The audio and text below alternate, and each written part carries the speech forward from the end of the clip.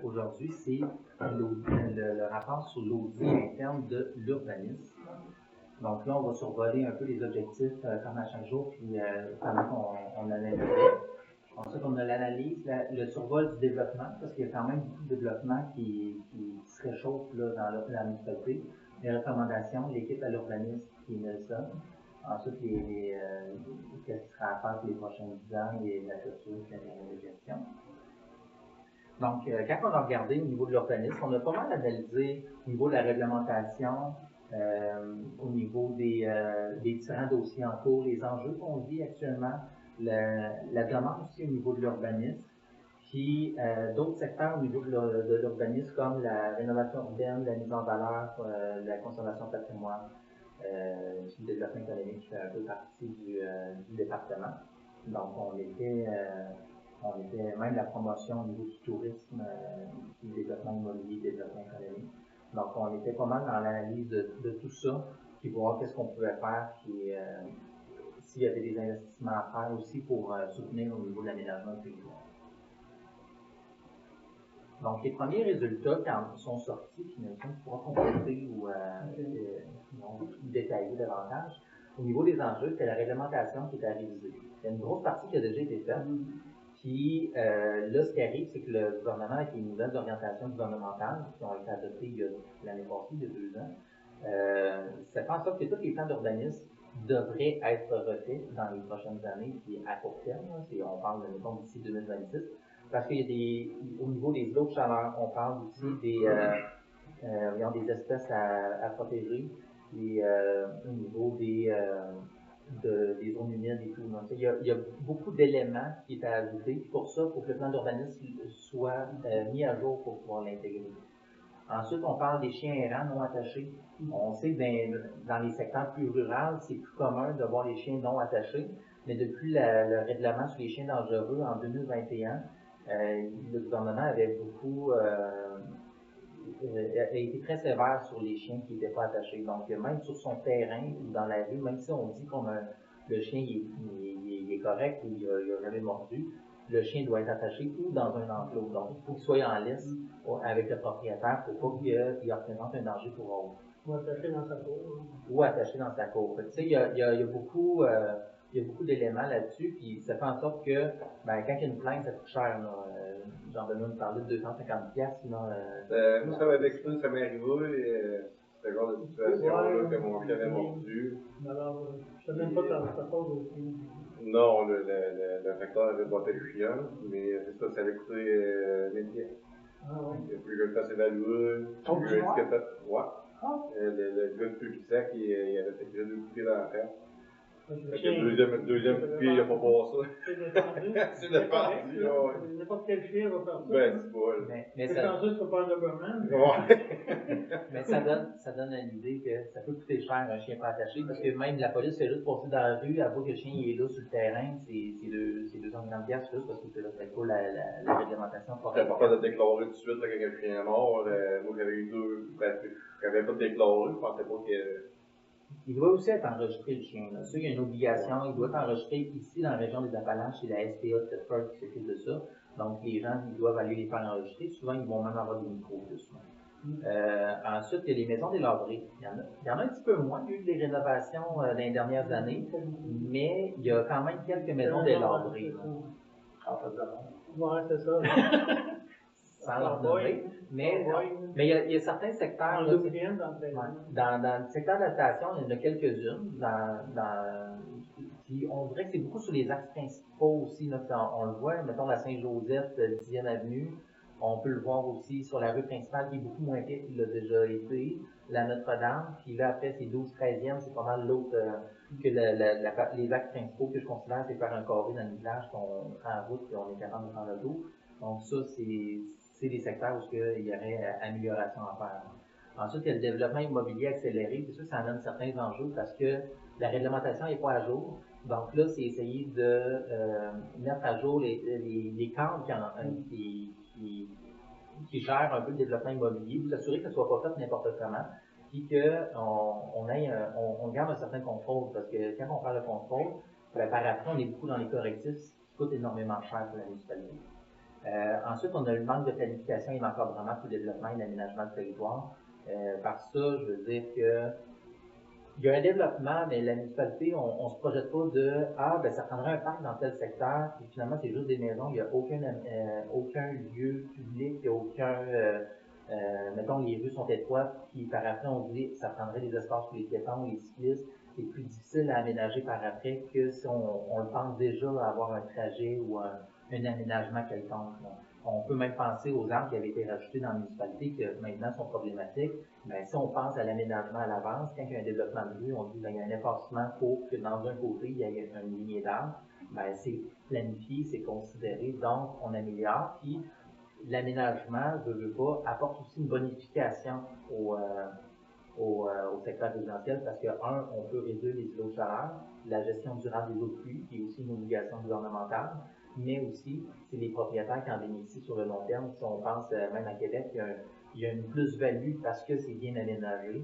Dans un secteur qui est moins bien aménagé, je vais dire, mettons, Charny, ça a une moins belle valeur parce que justement, c'est un secteur qui est un peu laissé à lui-même. C'est ça, comme pour les nouvelles constructions, les appartements ou autres, peut-être favoriser, même exiger la plantation d'arbres, pas des gros arbres mais comme on coupe, là, des arbustes, plus de verdure. Pour éviter les eaux chaudes. Ouais, c'est ça, donc c'est des. Changer les études. Ouais, Il y a même dans certaines villes, c'est un pourcentage. Moi, sur une réglementation, j'avais déjà travaillé, on parlait de conserver un 10% d'espace vert sur le terrain. Donc, même en construisant une maison, tu ne peux pas détruire le 10% d'espace vert pour justement conserver plus le terrain est grand, plus l'espace vert est grand, mais plus l'espace vert, on peut parler juste de gazon, d'avoir des arbres, puis c'est pas obligé d'être un parc ou une forêt. C'est vraiment juste dire qu'il y a un espace vert qui est protégé, mais les arbres qui n'ont pas besoin d'être coupés, théoriquement, on devrait aussi exiger qu'ils ne soient pas coupés sinon c'est pas nécessaire. Ensuite, on a au niveau des besoins, c'est la révision du plan d'urbanisme qui est en partie révisée, mais là, ça serait juste finaliser la révision. Établir un plan d'aménagement d'ensemble, on en a préparé un. Il reste juste à faire la mise en page puis le déposer au conseil pour analyse. Ensuite, il y a le règlement relatif aux travaux municipaux qu'on parle d'entente promoteur. Lui est en finalisation, il est en révision actuellement à l'interne avant d'être déposé au conseil. Il faut que le conseil puisse se pencher à savoir s'il y avait des ajustements à faire à ce règlement-là. Ce règlement-là, il a été, les deux, en fait, ont été inspirés de d'autres municipalités. Puis on a essayé d'aller chercher le meilleur de tous, sans être trop lourd à gérer à l'interne, mais sans non plus être trop lousse dans certains paramètres. Il y a beaucoup de municipalités que c'est très libre. Là. Même la première municipalité que j'avais regardée, la municipalité assumait tous les frais de travaux. Puis je prenais une autre municipalité dans la même MRC, elle assumait rien. T'sais, on avait deux extrêmes, mais c'est deux contextes différents aussi. Il y a tout ça à considérer. Fait que là, le conseil pourra se pencher là-dessus, voir est-ce que ce qui est inscrit dans les règlements, est-ce que ça semble quand même répondre à beaucoup d'enjeux et de préoccupations, oui ou non, puis ensuite on pourra améliorer le cas échéant. Ensuite, il y a le soutenir la rénovation pour réduire le nombre de maisons délabrées. Ça, on en voit parfois, je pense, ça on considère, mettons, il y a 10 ans, vous auriez dit, la rue principale, à Pézure, on dirait qu'il y a la rénovation pour reventer un peu les maisons puis l'esthétique de la rue. On va faire un programme de rénovation qui, si, admettons, tu fais des rénovations, nous autres, on va donner une subvention de équivalent, mettons, la concurrence de 50%, mais plafonner un montant X. Et là, la municipalité, on peut calculer chaque dollar qui est investi dans une maison, il y a tant de dollars qui revient à la municipalité. Donc, admettons, en 2 ans, on a rentabilisé la subvention, mais la personne, ça l'a aidé à rénover sa maison. J'ai su que le programme de la NRC était ouvert, il est reconduit. Oui, à cause des... C'est ça, il en faisait une subvention pour de faire partie. Mais Rénoval, il est plus axé sur les personnes à faible revenu. Oui, c'est ça. Oui, mais il y en avait, je pense, au maximum, vous l'avez déjà appelé. Je pense que c'est 250 000. Il parlait de 120, 125 000 là. C'est difficile, là. C'est là où la municipalité, on peut bonifier pour l'autre tranche, mettons, mais c'est plus pointu sur un axe, tandis que Réno Vert, c'est Réno Région qu'on appelle, qui est plus large, c'est juste quelqu'un qui voudrait. Le programme de relance. Ben, ils ont reconduit, là, je ne sais pas les conditions, là, mais c'est ce qui est parti, là, à NRT. Ben, comme vous l'avez dit, c'était toujours l'évaluation ministérielle. Ben, c'est ça. L'évaluation aussi des conditions de vie des gens. Oui, c'est ça, exactement. Le produit personnel. En fait, dans les entreprises de services de proximité, c'était quelque chose que vous aviez déjà pointé comme étant un besoin. Il y avait garderie, café, il y a d'autres types de petits services de proximité. Vous en avez quand même déjà plusieurs. On parle de la pharmacie, épicerie, dépanneur, station-service, même un CLSC, école et tout. Fait qu'il y a quand même déjà un minimum de services qui est là.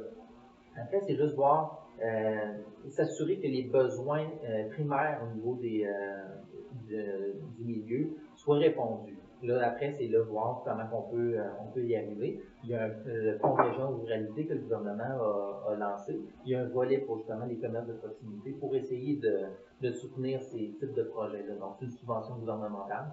Fait que ça peut être un beau partenariat dans ces cas-là.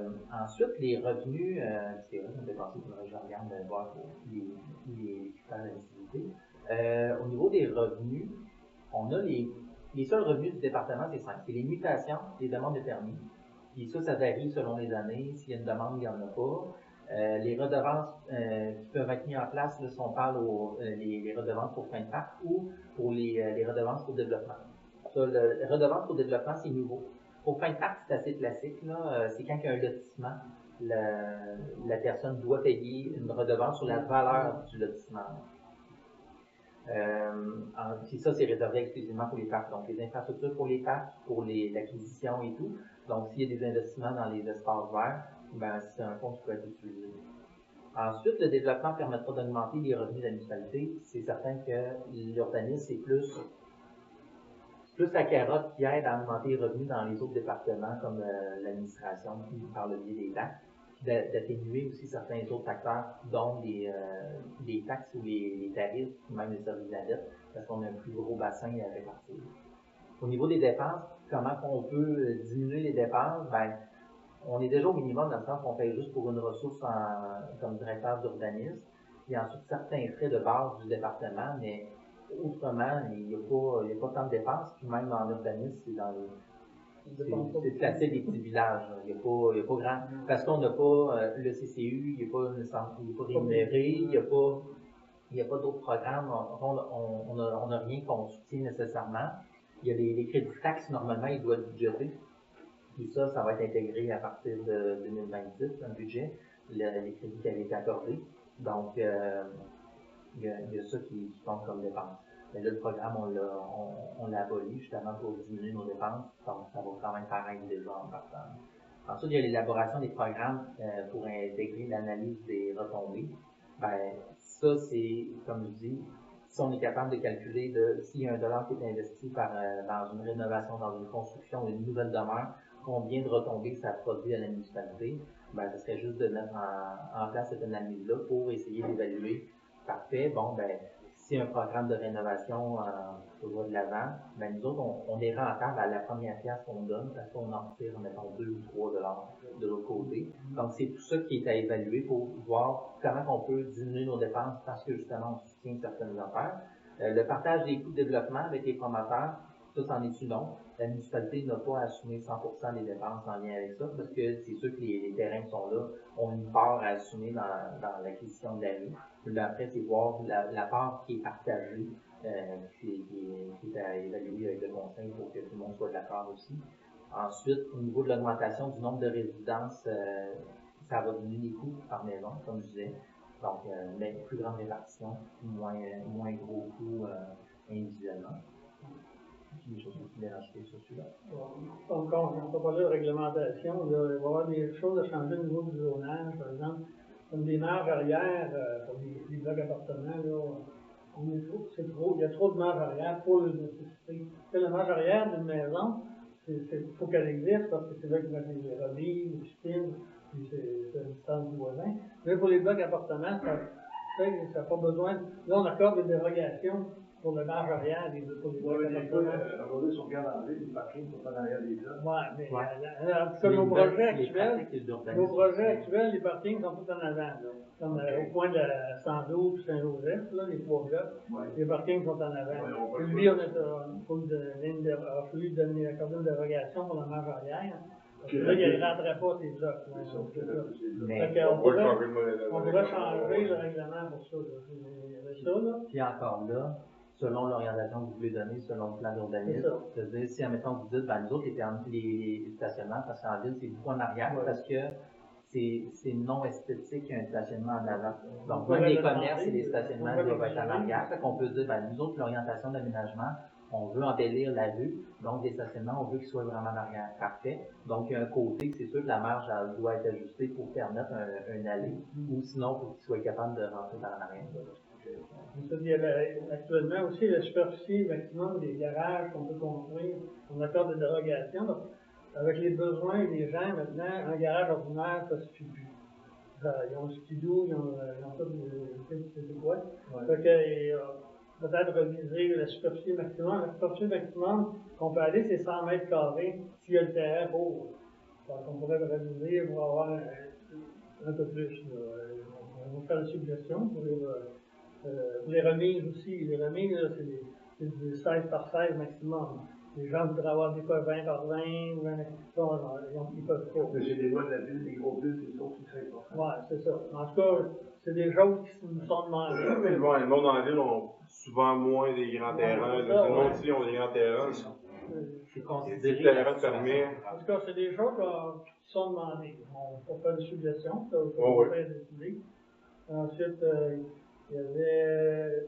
Ah oui, aussi, ce qui arrive, là, c'est que pour les maisons qui ont été construites avant le gars de règlement de 1997, souvent les marges avant, les marges arrière, latérales, c'est pas conforme. Là, quand ils arrivent devant le notaire, on vend, c'est toute une histoire. Je sais qu'à Bedford, ils ont régularisé ça, ils ont dit les maisons, avant d'entrer dans le règlement, sont conformes automatiquement. Puis là, ça va réduire des. Ah, c'est le droit d'acquis. Ouais, ça devient les droits acquis, c'est passé par règlement. C'est des choses qui pourraient être faites chez aussi, par exemple. Et ça évite des fois le notaire, les frais chez le notaire Ou les ou blocages à 15. ouais, aussi. Toutes sortes de procédures aussi pour nous autres de faire une dérogation. Fait que c'est peut-être des choses à considérer. Qu'il y avait d'autres. Il y avait un changement de journal pour Manette, M. Manette, Ça, c'est le son secteur terrain minier. là, en haut de la 10e. Ouais, il est minier, mais en réalité, il n'y a pas de mine là-dessus. Là. Je ne sais pas pourquoi il avait été inclus dans la. Probablement qu'il faisait partie du terrain Ouais, de l'autre en arrière. des dons, puis à un moment donné, ça allait être. C'est dans le temps qui est vendre, là, parce qu'il y a un bout de temps, tous les terrains de mine étaient rendus résidentiels. Ça avait été changé. C'est un peu pour ça. Ça avait été tout changé, ça s'est rendu quasiment des secteurs résidentiels, le monde voulait construire des dents. Donc là, il avait fait changer ça pour ramener ça en mine. Il y avait aussi une question d'argent là, pour la possibilité de subvention. Je ne sais pas trop c'était quoi l'idée de l'argent. Mais lui, c'est fait pour qu'on puisse bâtir un. Ben lui, il voudrait se construire, M. Monette voudrait se construire Ça avait un déjà- commerce d'entreposage. Ça avait déjà été accepté au schéma d'aménagement de la MRC, parce que la demande avait été faite, puis la MRC avait dit pas tout le terrain, une portion du terrain seulement, parce qu'il y avait une distance à respecter. Il y aura peut-être d'autres choses là, qu'on n'a pas vues. Il y avait d'autres petits zonages, là, mais sans. Pour les changements de règlement, là, je pense que on pourrait les modifier. Là, ça reste du sens aussi. Là. Ben, c'est pour ça que là, présentement, on est à préparer qu'est-ce qu'il y aurait à changer, parce que tant qu'à changer, si on les fait tous en même temps, c'est beaucoup plus rapide que si on les fait seulement, parce que là, on recommence un processus. Juste comme exemple, l'entretien de ces bâtiments est à faire avant 2026. Donc là, on le ferait, on pourrait commencer à le passer. Il l'avait pas mal préparé. Ouais. On y est dans le programme, d'ici 2027. C'est ça. Fait que là, on est comme dans. On prépare tous les documents parce que quand on va ouvrir le plan d'urbanisme pour la révision, C'est ça. ben là, ça prend un processus au niveau des référendums. Ouais, c'est Fait ça. que là, c'est les gens qui veulent voter ou quoi que ce soit. Mais là, il y a le règlement de zonage également à faire. Fait que là, on va tout passer dans le même processus. C'est ça. Puis le plan d'urbanisme, il doit, dans la modification, il doit intégrer un plan, le fait qu'on ajoute un plan d'aménagement d'ensemble et les ententes avec les promoteurs. Parce que s'il n'est pas inscrit, il n'est pas valide. Donc, il faut qu'il soit indiqué qu'il y a. Quand j'avais commencé à travailler sur le plan de l'urbanisme, là, c'est ça que je manquais de ces choses-là. Quand on va pouvoir intégrer ça.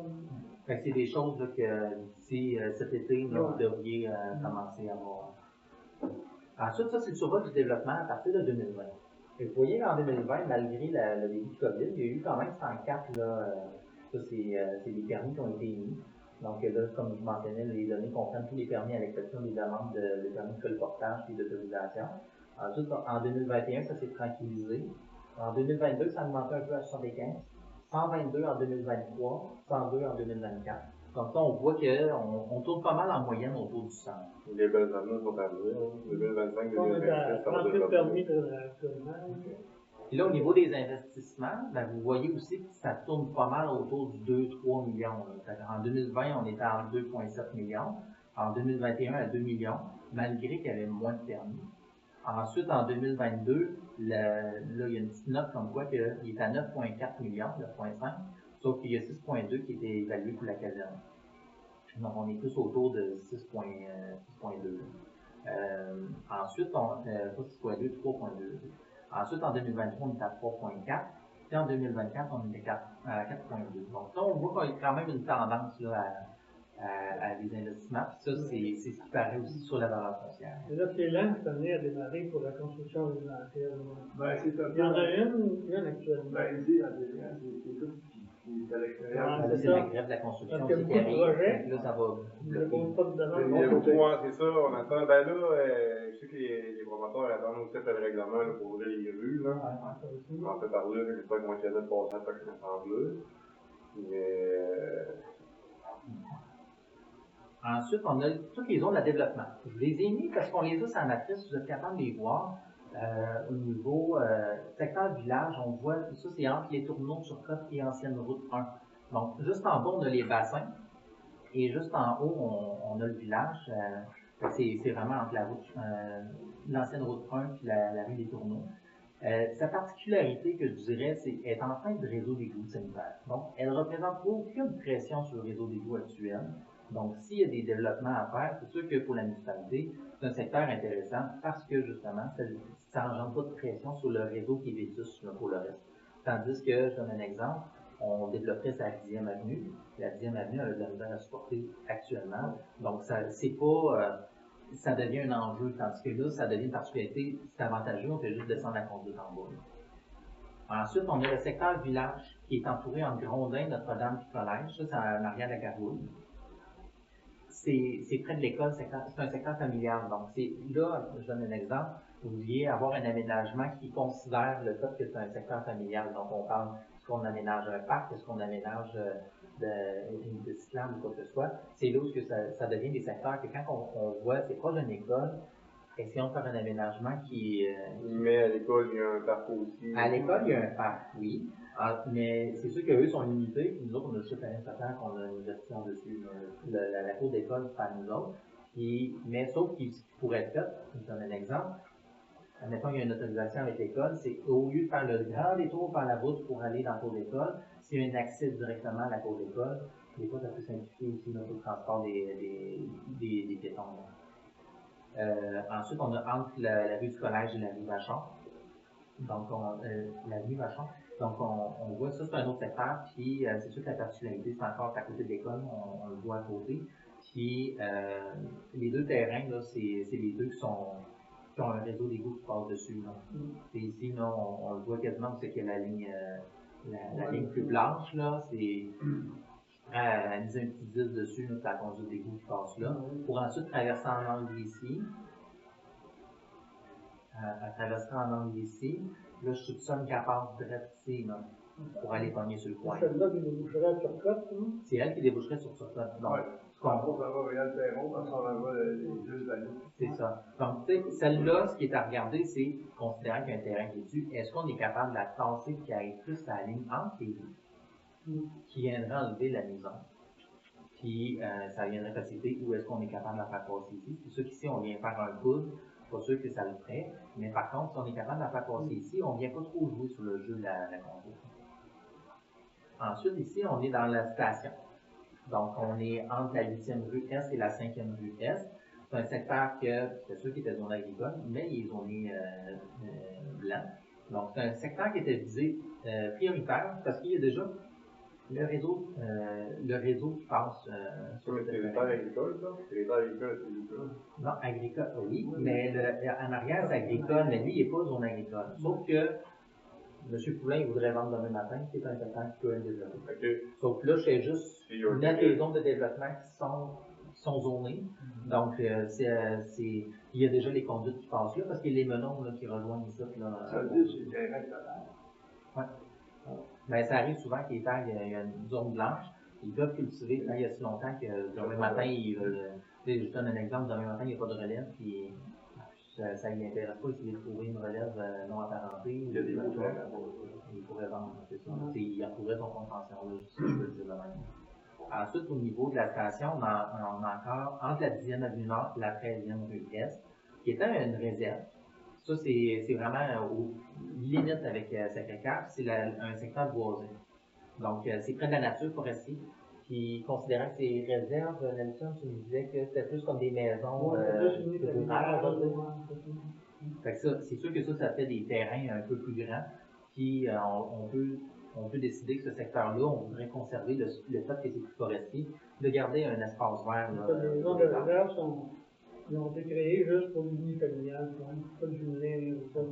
Ça pourrait changer, moi, mais actuellement, c'est comme ça. Parce que c'est pas des terrains à vendre, mis à part les autres qu'on a parlé. Moi, je parle pas de terrain à vendre, je fais juste parler des zones qui sont développables. Parce que la MRC, de la même manière, quand ils jugent le nombre de terrains construisibles, ils vont pas regarder s'il est vendable ou pas, ils vont même regarder les terrains qui seraient capables de maisons qui pourraient découper encore. Donc, après, c'est à nous autres de dire non, ça, on ne découpe pas, c'est pas une valeur, mais ça, c'est toutes des choses qu'ils vont faire de toute façon. Puis nous autres, il faut considérer aussi parce que demain matin, le terrain, là, il est pas à vendre, il est pas visé pour développement. Il faut être capable de considérer combien de constructions il est capable d'avoir dessus pour être capable de savoir est-ce que mon réseau est capable de l'encaisser s'il y a un développement demain matin. La question c'est plus cher à faire et de faire. Ensuite, on a entre le 7e rang nord, la 12e rue ouest, 11e rue ouest et la 9e avenue nord. Donc ça, c'est la propriété de M. Lessard, qui justement, il a fait une demande de construire dans ce coin-ci. La semaine prochaine? Ok, ouais, il bâtit sa maison, mais on parle pas de bloc. Non, pas M. Victor. Il a préparé son terrain, il a vendu à M. Victor. Ouais. Là, lui, il commence sa maison à lui, le partenariat, qui va déboucher sa 8e avenue. M. Victor, lui, prévoit. Ben là, je sais pas, lui, il prévoyait de construire des blocs, il disait les personnes de 55 ans et plus, là. Là, il est revenu nous parler de ça, mais là, on n'a pas. Mais quand il est venu, il n'avait pas encore acheté. Mais là, il doit avoir acheté parce que là, cette opération était faite. Okay. Puis de toute façon, nous autres, tant qu'il n'y a pas un permis qui est déposé, c'est comme si on reste attentif. C'est aussi de l'extérieur, hein? Ouais. Ben, Saint-Frère. Lui, il est originaire de Montréal, mais il habite à Saint-Frère. Il est propriétaire de la résidence. La maison, il va venir rester là? Ben, je pense que oui. Il a une maison pour lui, ça, oui, parce que là, il est dans un appartement. Ça c'est pas de cette façon-là? Non, ça, c'est le zonage qui est comme dans Lui, il l'a vendu. Il a séparé le terrain, puis il se construit en arrière. Il récupérait ce lot-là. On est plus dans la partie plus en haut. Mais ça tourne en nord. 7e rang nord. 7e rang nord, mais je là. me rappelle de ce matin de Janine, l'ancienne maison comme Non, c'est 7e rang nord est ici. Là, sa maison est là, mais lui, il se construit sur cette partie de terrain-là ici. Il va sortir sa 8e avenue nord. C'est beau. Il va rentrer par arrêter, il y avait une source là. Oui. Bon, mais il va rentrer par là pour s'en aller chez eux, puis la maison est dans le bois là. Ensuite, on a le secteur qui ça fait longtemps que ça avait déjà été aujourd'hui, c'était M. Lachambre, qui est propriétaire, qui avait déjà eu un projet. Mais ça, c'est derrière la traque. Donc, à partir du 7e rang nord, tout le secteur en arrière de la traque, ça, c'est un autre zonage là, qui était en réserve pour l'unité familiale.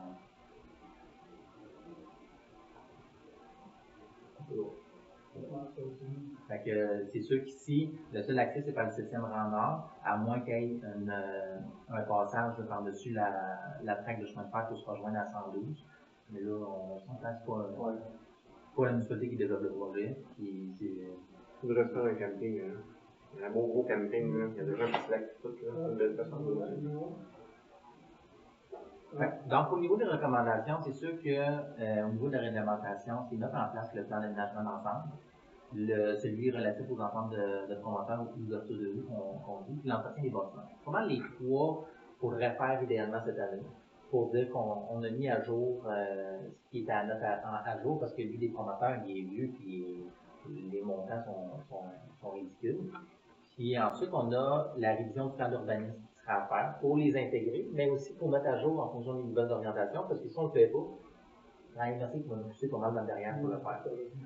Ensuite, au niveau du développement économique, ben là, on parlait, il y avait la mise en place du CRI qui a déjà été faite, mais c'est essayer d'utiliser davantage les stratégies économiques pour développer les services de proximité qui seraient sur notre territoire, parce que vu que c'est un OBNL, c'est un organisme public aussi, il y a certaines subventions que le CRI peut aller chercher.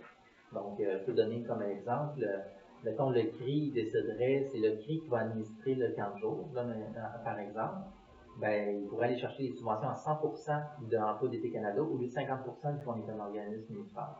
Donc, il y a des avantages qu'on pourrait essayer de mettre en place là, en utilisant cet organisme-là, mais aussi en permettant de dire qu'il y a un fonds qui se crée pour justement investir un peu plus pour le développement, soit des entreprises selon les orientations que le gouvernement, pas le gouvernement, mais la municipalité te donnera dans le plan d'urbanisme. C'est quoi les visées de développement qu'on veut au niveau du développement économique des entreprises. Ensuite, c'est comme je dis ici aussi, ce comité devrait être utilisé comme une chambre de commerce, parce que la chambre de commerce du Broughton avait été fermée, il y avait plus ou moins d'activité. Ça a été fusionné avec Thetford. Il y en a beaucoup qui n'ont pas suivi la chambre avec Thetford parce que c'était Thetford. Donc là, c'est voir, bon, ben, est-ce qu'on permet de faire un peu un entre-deux c'est la municipalité qui gère un peu le CRI, mais on a des comités de concertation au sein du CRI selon le type d'entreprise, que ce soit industriel, que ce soit commercial ou des commerces dans des résidences. Donc, on aurait 3 catégories de comités, puis les 3 pourraient permettre d'amener soulever les enjeux qui vivent, puis aussi amener des solutions possibles que le CRI pourra prendre en concertation là, tout le monde ensemble. Donc, ça permet d'être le droit économique de la municipalité, mais aussi une oreille attentive un peu plus sur le terrain. Ensuite, on a le projet de développement. Au niveau des projets de développement, on a jusqu'à date, des projets qui sont en discussion, là, parce qu'il n'y en a aucun déposé, parce que les promoteurs sont eux-mêmes à étudier le projet, à évaluer avant de le déposer. On parle d'environ 200 logements. On se rappelle que l'étude qui avait été faite pour les bassins, c'est une capacité de 100 logements de plus. Donc, c'est sûr qu'il va y avoir un enjeu au niveau des bassins.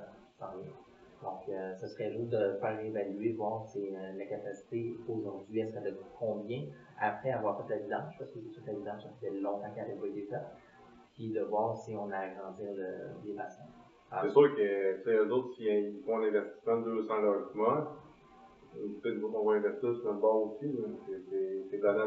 Oui, puis il y a quand même une répartition qui pourrait être faite de dire, ben, considérant le développement, il y a une partie qui peut être répartie avec les promoteurs parce qu'on augmente le nombre de bassins, puis la valeur d'aujourd'hui de l'immobilier n'est plus celle de l'époque aussi. Mais on fait d'autres bassins, on a différents bassins.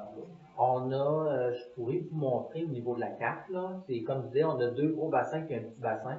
Il y a le petit bassin, est-ce qu'on l'agrandit ou on dit on en rajoute un gros, puis au pire, le petit, on l'agrandit un peu. Il y a ça à évaluer, mais je pense que on pourrait commencer à y penser, là aussi. Mais le terrain qui est à nous, ben, je vous montrerai la matrice tantôt, là.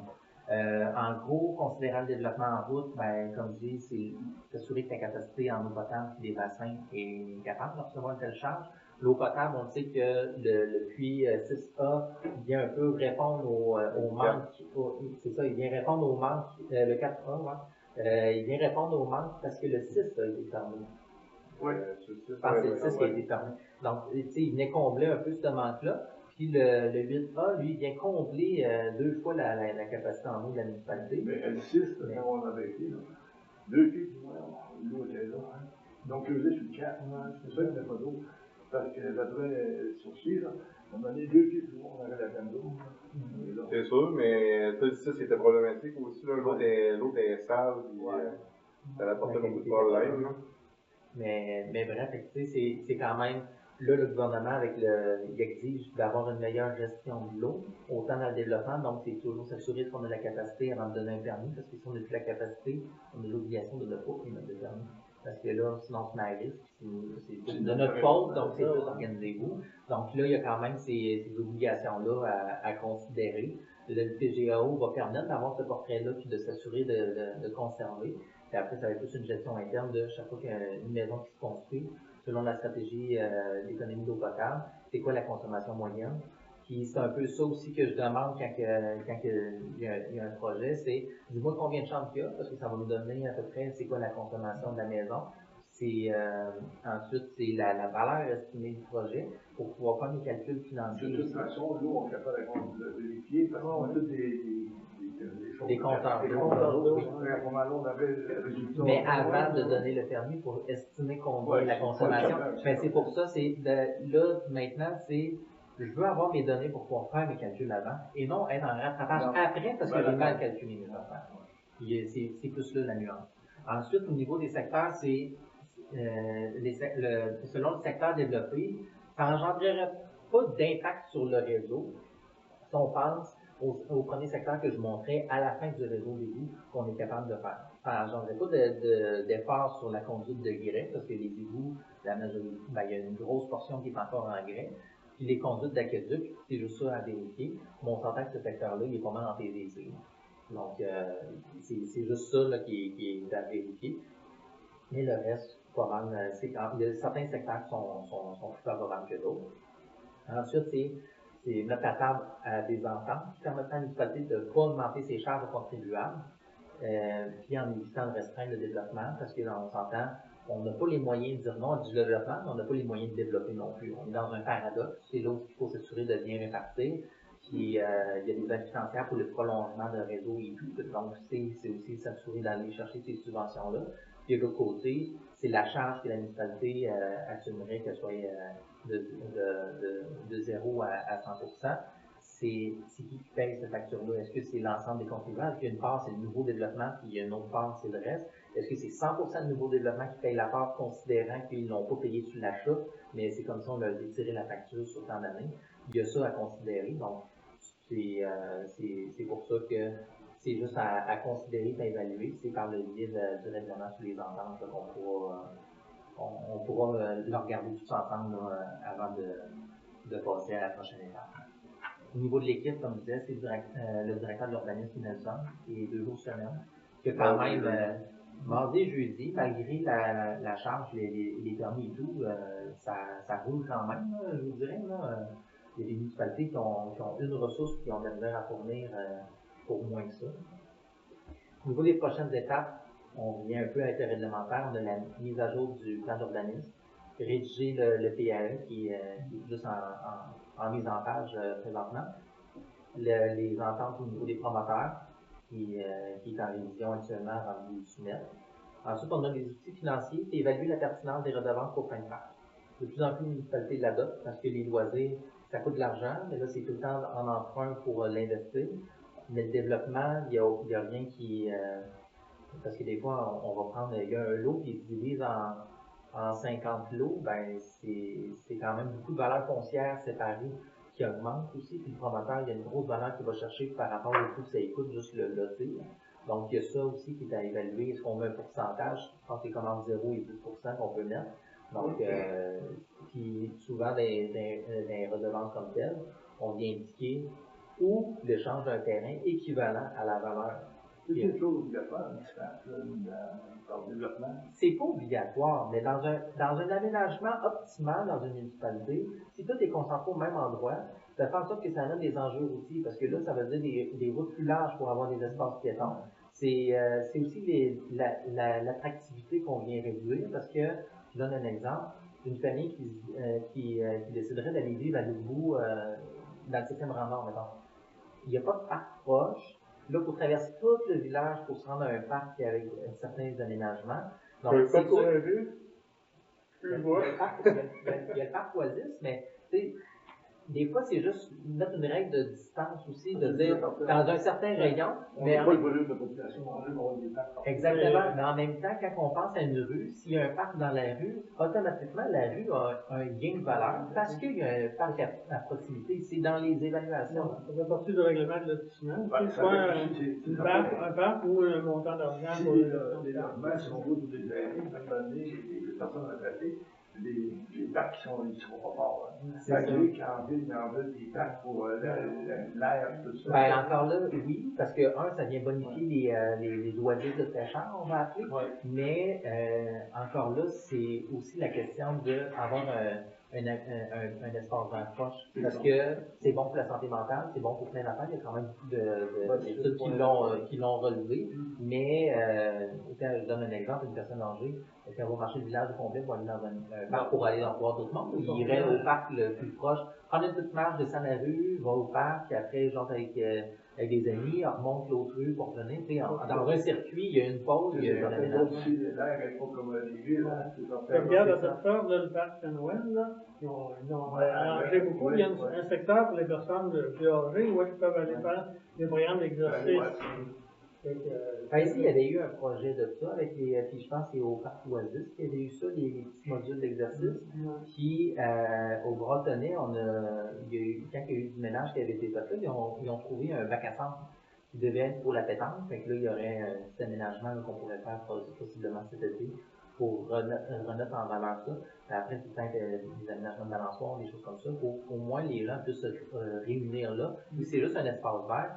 Dans un espace vert, pour au moins avoir un endroit pour s'asseoir puis discuter ou avoir d'autres loisirs. Donc, c'est un peu ça la vision. Puis ça rentre vraiment dans une grosse vision. Au niveau de l'urbanisme, c'est un gros exercice de se projeter au niveau de l'aménagement. Aussi, l'autre avait été parlé un peu parce que il y avait eu des citoyens qui avaient ça, des grandes familles, qui ont dit qu'il faut partir et descendre toute la station pour aller. On ne l'a pas dans notre secteur. C'est ça qui avait été parlé. Ben oui, puis c'est un peu pour ça que je disais, si on le pense pas, on est en rattrapage, puis là, essayer de trouver un terrain, ça devient difficile, ça devient extrêmement dispendieux pour la municipalité d'acquérir, tandis que là, quand on a un règlement pour les redevances, on vient acquérir un terrain.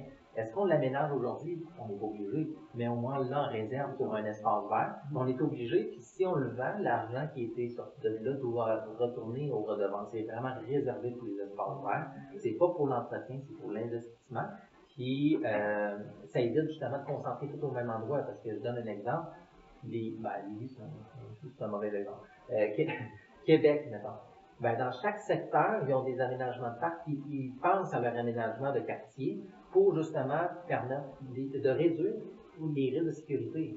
Il y a ça aussi qui embarque.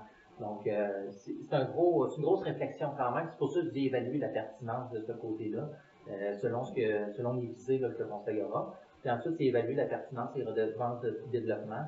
Ça, c'est nouveau comme pouvoir, mais ça permet de justement avoir un montant pour investir dans les infrastructures. Donc, l'argent qui est utilisé pour ça, ben, ça permet même pour les terrains vacants, il peut avoir une redevance pour le développement, parce que là, on vient s'assurer que les services sont là, sont maintenus, sont entretenus. Il y a tout ça qui est mis en place. Ensuite, au niveau de la vision, ça vient un peu répondre à ce que je disais tantôt, c'est planifier le développement. Planifier le développement urbain. C'est parce que là, mettons, on regarde ça, puis on se dit, ben, le village et la station sont développés d'une méthode. Mais s'il n'y a jamais eu de vision de comment on développe, ben là, aujourd'hui, on voit juste des rues avec des maisons cordées, la rue est large quasiment comme un autoroute. Et là, on se dit, OK, il faudrait faire quelque chose, mais là, il est comme rendu tard un peu pour planifier cet aménagement-là. Donc là, ça embarquerait de soit acheter des bouts de terrain ou réduire la route, c'est que ça a d'autres impacts. Puis il y a toute une grosse réflexion à faire, mais là, on est en correctif plutôt qu'en prévision. Et il y a la mise en place d'un aménagement durable pour la gestion des eaux de pluie et des îlots de chaleur, qui est une obligation du gouvernement. Donc, faut l'intégrer. On est capable de faire des mix, justement, quand on le pense bien, que ça vienne répondre aux deux. Même l'exemple, c'est la piste cyclable. Au lieu d'avoir des petits bollards, ça peut être une lisière, justement, une lisière d'arbres avec le gazon. Mais là, ça vient sécuriser la piste cyclable, parce qu'ils ont une séparation avec les autos. Mais en même temps, on vient verdir la rue, on vient couvrir la chaleur, donc on vient réduire la chaleur que la rue engendre. Donc, on vient répondre à deux enjeux, puis même les eaux de pluie, si admettons, il n'y a pas de pluviale, la lisière peut servir comme de pluviale, où ce que l'eau va rentrer dedans, et seulement l'extra va être redirigé vers un réseau. Donc, on vient réduire un peu l'impact sur nos infrastructures, puis on diminue même certains coûts à ce niveau-là. J'avais un urbaniste qui voulait tester une rue sans pluviale, juste avec de l'aménagement durable.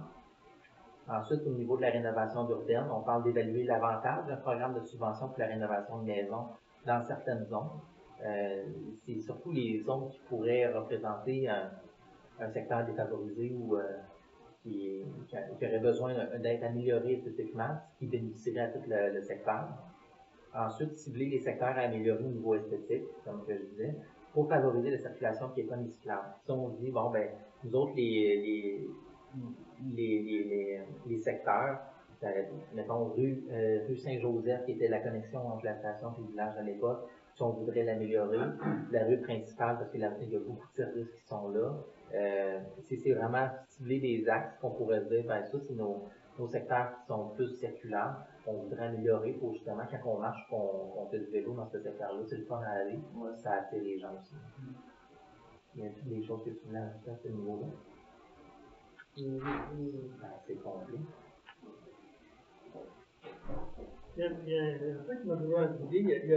Quand on arrive sur la 10e avenue, le partant de la 112, les premières rues qui figurent sur l'avenue Saint-Joseph encore. Ouais. Je ne sais pas pourquoi. Mais avant, ça s'appelait la rue. Moi, j'imagine que la toute Ils Saint-Joseph. suivaient la rue Saint-Joseph. Ça arrivait, là, je ne sais plus, la grosse maison, où justement, le chemin par l'aéroport, ça allait bien qui était là. La rue Saint-Joseph, qui était là, je me c'est pour ça que ça s'appelle encore comme ça. là, je ne sais pas s'il y a possibilité. Ben, on peut le faire corriger, mais en fait, fait, moi, ce que j'avais vu sur la carte de 1930, c'était l'avenue Saint-Joseph de Nicolas. c'est probablement. C'est juste qu'un moment donné, je ne sais pas si quand il y a eu les fusions ou peu importe, là, ils ont séparé la façon de nommer les routes pour justement distinguer le village de la station. C'est peut-être quand les années qui ont fait ça, on a une grosse réunion à Gargouille, où tout a revenu ça, là. C'est ce qui explique pourquoi la première rue sur le bord de la 112, du bord de la station, s'appelle la rue Lessard, c'est parce que c'était dans le village. Est-ce qu'on pourrait mettre le règlement pour les promoteurs de l'avant pour se représenter au prochain caucus? Qui est en mesure de l'approuver à la prochaine assemblée. Puis pour la garderie, est-ce qu'on peut je vais regarder avec le fonds régionalité le volet que j'avais oublié, c'est le volet 5, je crois, pour les commerces de proximité, pour voir ça cadre. Puis, en gros, ça, c'était plus au niveau du conseil, vous pourrez l'évaluer en. Parce qu'on avait prévu qu'il soit opérationnel pour septembre. Fait que ça, si on veut que la construction se fasse, il faudrait quand même que ce soit rapide. S'il est pas mal prêt, on peut le finaliser puis sortir pour le. Parce que le PAE, même le PAE serait prêt, là, il reste juste à faire la mise en place du projet qui est beau. Mais sinon, même le PAE il est prêt. Donc, oui, on pourrait le présenter. Sauf que, comme on disait, pour qu'il soit valide, il faut aussi que le plan d'urbanisme soit modifié. Pour l'intégrer dans le plan d'urbanisme. Le plan d'urbanisme, c'est ça que tu rajoutes un deux volets. Mais on peut, pour le règlement des promoteurs, on peut sortir de il serait-tu valide? Moi, c'est juste ça que je voulais m'informer, vu que souvent pour la question après-midi. Parce qu'il faudrait mettre un petit coup de pouce là-dessus, là, parce que pour qu'on soit capable au moins de bâtir ça en fin de la tour, que ce soit opérationnel pour l'hiver. Sinon, si on passe ça, la construction ne se fera pas pendant l'hiver, on va tout perdre l'hiver au complet, puis ça va aller de parcours. Mais là, non, là, c'est ça qu'on est en train de finaliser. Là, c'est juste la révision pour s'assurer qu'il ne manque rien. Et on vous soumettait. Fait que là-dessus, on voulait au moins que les deux soient finis pour les déposer au conseil. Puis le règlement sur les promoteurs, c'est un gros règlement, c'est un 40 pages, parce que l'entente est dans l'annexe du règlement, au lieu d'être à part, on ne sait pas trop c'est quoi les clauses. Je pense bien qu'on peut le passer sans le. Juste informer Il sera intégré après dans le. Mais avant de faire un règlement du promoteur, vous ne présentez pas la table avant? Ben oui. C'est ça, on va vous présenter au caucus. Non, c'est ça que je dis depuis tantôt, c'est là, sont prêts, il va juste rester à vous le déposer. Je ne sais pas penser, vous Non, non, dire non. officiel tout de suite. Non, mais c'est un projet qui va être présenté au prochain caucus puis approuvé à la prochaine assemblée. C'est juste qu'avant de déposer quelque chose au conseil, il faut juste s'assurer qu'il est complet. Puis Ok. nous autres, On va admettons, revenir là-dessus. puis je donne un exemple. Quand on fait un règlement, souvent on va mettre le règlement au top que nous autres on aimerait. Après le conseil, ils vont venir ajuster des choses de ah ben ça non, ça on aimerait ajouter ou on aimerait comme adoucir telle clause. Fait que là, c'est là où le conseil vient de donner leur couleur au règlement. Puis ensuite, bon, nous autres, on fait juste assurer, OK, tout est conforme, parfait, on commence le processus pour l'adoption. C'est ça. Fait que non, c'est vraiment le C'est chemin à sûr suivre. que ça passe par là, c'est certain. Parce que même si on se rassit avec vous autres, on aurait dit, bon, qu'est-ce qu'on met dans le règlement? Moi, ça, vous auriez dit, ben, on sait même pas que ça prend un règlement. Là. Fait que, Ouais, c'est ça, ouais, c'est ça. pour moi, avoir de quoi de concret sur lequel se pencher. Puis ensuite, moi, je suis bien ouvert à modifier les règlements qui sont par là pour se mettre au bout du jour et accommoder nos citoyens. On regarde, on met ça en marche. Fait la job un peu. Hein? Fait la job un peu. Bon, c'est correct. Mais c'est pas grave, C'est là, pas en si pire que fait, ça, c'est le processus qui est long. Ouais.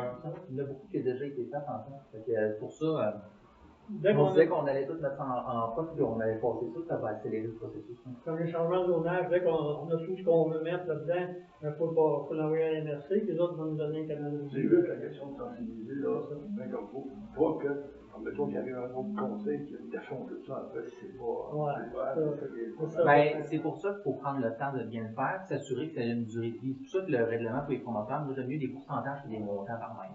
Parce qu'un dollar par mètre, ça évolue pas dans le temps. Un pourcentage, ça évolue, puis je trouve que c'est plus facile à gérer. Après, au pire, tu as juste le pourcentage, mais au moins ça a une durée de vie beaucoup plus longue. Là. Que ça soit équitable pour tout le monde aussi. Là.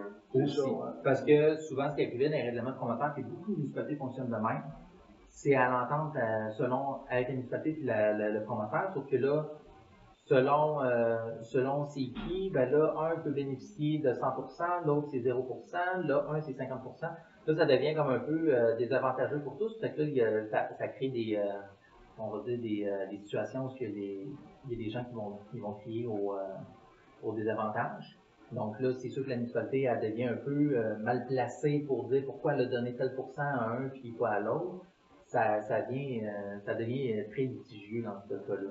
Fait que là, on vient comme vraiment neutraliser un peu plus la gestion d'un développement, puis plus c'est neutre, je trouve que plus c'est facile à gérer et c'est plus facile aussi financièrement parce qu'on est capable de se porter dans le temps.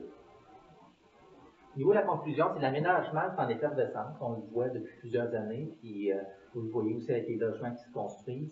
C'est considérant ce qui se bouscule présentement sur la table. Là, c'est la réglementation pour qu'on réponde aux enjeux de 2025. On parlait d'atténuer certaines normes dans les réglementations. Ben, ça en fait partie pour se mettre au bout du jour aussi. Mais aussi, ce qui arrivait dans certaines municipalités, c'est que les firmes d'urbanisme venaient faire des règlements. Tiens, on prend un règlement, mais c'est un règlement de ville pour une municipalité rurale qui est complètement déconnecté de la réalité.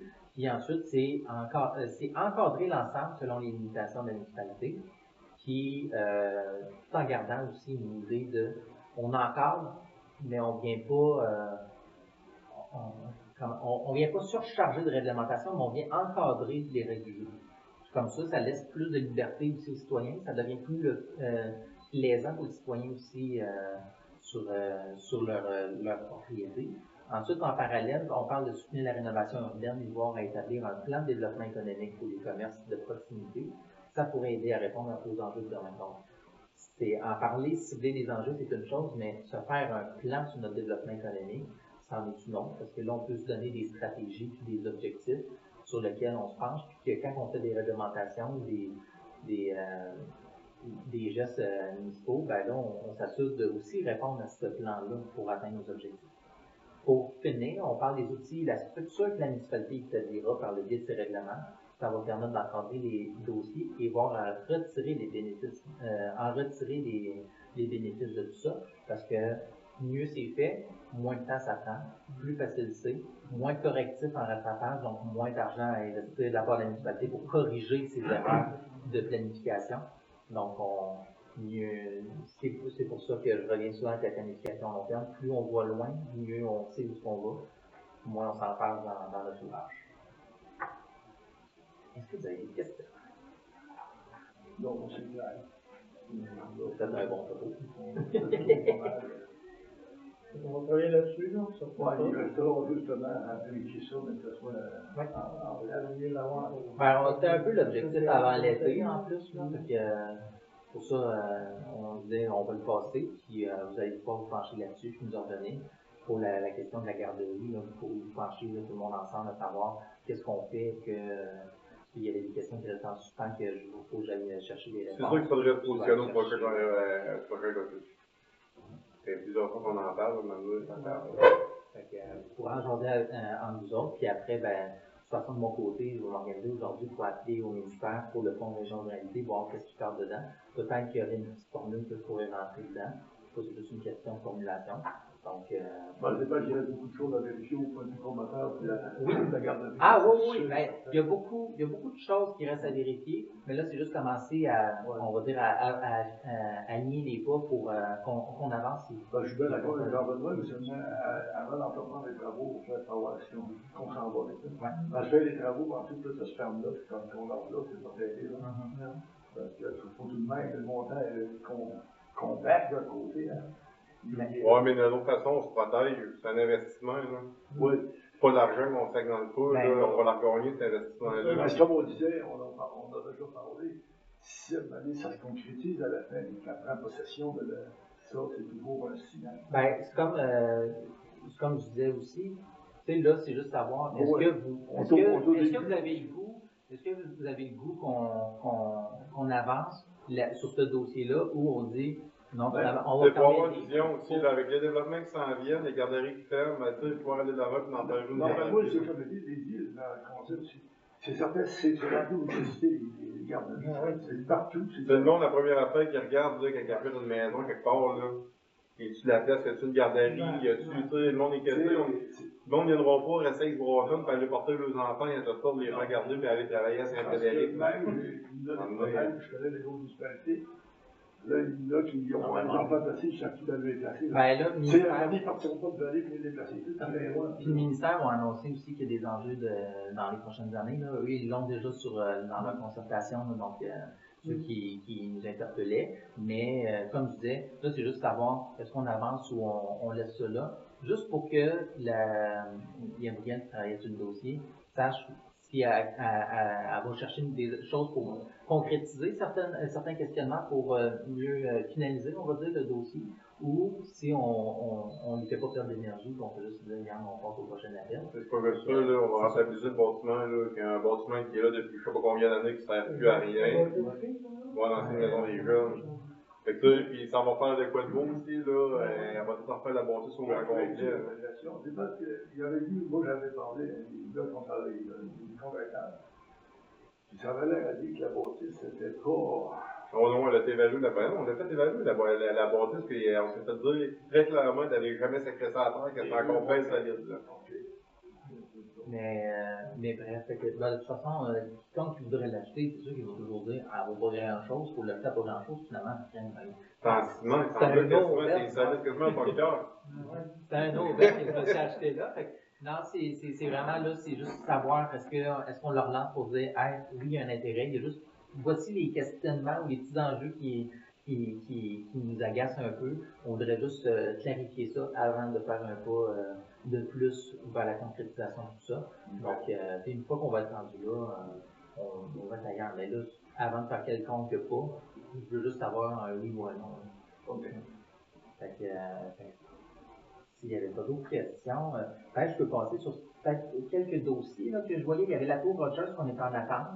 Quand il y avait eu. Il n'y a pas de réponse. Puis au niveau de la fabrique, la tour le château d'eau, en fait, il n'a jamais été transféré à la municipalité parce que l'entente qu'il y avait eu n'incluait pas faire un échange entre le terrain en avant et le terrain en arrière. La fabrique, ça? Oui, la fabrique. Donc, ça fait en sorte que la fabrique est avec les deux terrains, puis le château d'eau est encore propriétaire.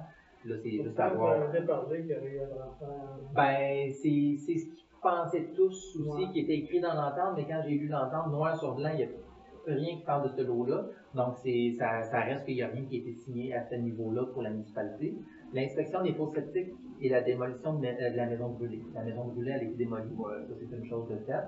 Puis au niveau de l'inspection des fosses septiques, ça a à faire cette année.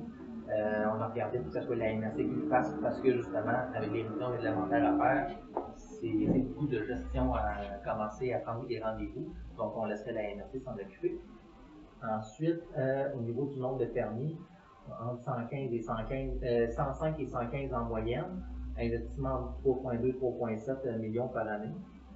Il y a les piscines aussi, pas les nouvelles on les respecte toutes, mais c'est les anciennes. ça va commencer l'automne Pour le passé. clôturage? Pour Pour la clôturage? voir s'ils sont réglementaires. J'avais commencé l'automne passé, je vais en faire cet été aussi. Faut-tu vérifier la hauteur de la piscine? J'ai fait la hauteur de piscine, les clôtures. Les clôtures, là, la plupart, il y avait une couple l'année passée qu'on devait le faire faire. C'est passé c'est à 4 pieds, le minimum, les clôtures, autour du piscine, les lecs. Même ici, il était rendu à 52 pouces. Dans le règlement, c'est 1,2 mètres ou 1,4 mètres. C'est 4 pieds ou 52 pouces. Là. Avec une échelle qui barre, il y a pas besoin de clôture. Puis là, au niveau des investissements qui sont en attente, on parle de projets immobiliers allant de 30 à 40 millions de dollars environ sont en analyse présentement, là, pas ici parce qu'il n'y a pas de permis, mais qui sont en étude de projet là, de la part de promoteurs. Au niveau de la rénovation urbaine, je parlais de la rue principale Saint-Joseph, pour le secteur de la station Notre-Dame 7e rang. Pourrait bénéficier d'un programme de rénovation pour embellir, parce que le secteur de la station, comme tel, juste le secteur, c'est un enjeu qui est quand même analysé de notre côté. Ensuite, au niveau de la mise en valeur, c'est au niveau de l'information sur les sites qui seraient à mettre en valeur à Edmonton qu'on parle. Qui vaudrait la peine d'être mis en lumière, de dire, mettons, où c'est le Bretonnais, c'est sûr qu'il y a une certaine mise en valeur qui est là. Est-ce qu'il y a aussi le réservoir, mettons, on a une vue sur le village, quoi que ce soit. Les points de vue, ça peut être une sorte de mise en valeur. Même le point de vue qu'on a à partir du 7e rang sur la mine, ça peut être aussi une chose de mise en valeur sur le passé historique de la municipalité. Mais il n'y a pas grand-chose, je vous dirais, au niveau de la mise en valeur qu'on relève sur le terrain, parce qu'il y a beaucoup qui a été détruit, malheureusement. On n'a pas, au niveau patrimonial, on n'a pas grand-chose non plus. On a quelques bâtiments, mais pas rien à se casser. Là. Donc, c'est peut-être juste voir qu'on met les petits panneaux pour certaines maisons qui ont eu un impact majeur sur la municipalité, sur les résidences. Mais encore là, c'est très mineur. Au niveau du programme de revitalisation, on l'a aboli. Ça va aider au niveau financier. En même temps, il tombait non conforme parce qu'il s'établissait à l'ensemble du territoire, quand normalement on est censé s'établir à certains secteurs. Donc, c'est sûr qu'on aurait été relevé éventuellement à nous forcer à l'abolir. Mais vu la surchauffe aussi, on n'a plus besoin nécessairement de ce programme-là parce qu'il y a tellement de demandes pour construire que le programme comme tel, il n'y avait plus de raison d'être. Cette partie-là, oui. Il y avait la partie qu'on voulait, là, les têtes pour eux autres qui rénovaient, puis ça, c'était pour encourager l'amélioration, puis le monde à garder le propriétaire propre. Sauf que l'enjeu que ça amenait, c'est que, mettons, il fallait qu'on demande de tant de dollars sur son évaluation. Mais des fois, les travaux, ils peuvent peut-être investir 100 000, puis mettons, il fallait qu'ils augmentent de 50 000. Ça fait que l'évaluation n'augmentait même pas 50 000 ou plus de 49 000, ce qui faisait qu'ils en perdaient. Tandis que le programme de rénovation, on va plus dire, c'est quoi les rénovations que tu fais, amène-nous les pièces justificatives. Moi, je te plafonne à ça. Mais il va y avoir un gel de taxe, on est au même. Pas un gel de taxe. Là, c'est plus, on vient mettons, prendre une compensation sur le montant qui est investi directement. Avec un plafond, parce qu'à un moment donné, ce règlement-là, il n'est pas. Mais c'est dans les choses que je vous dis que ce sera à voir, est-ce qu'il y aurait un intérêt à le mettre en place. Puis là, c'est voir, est-ce qu'on cible des secteurs précis. Parce qu'on ne pourra pas dire toute la municipalité non plus. À un moment donné, c'est comme ça, on dirait à la grandeur de la province. C'est pas tout le monde non plus qui en a nécessairement besoin, mais il y a des secteurs qui vaudraient plus la peine à être soutenus.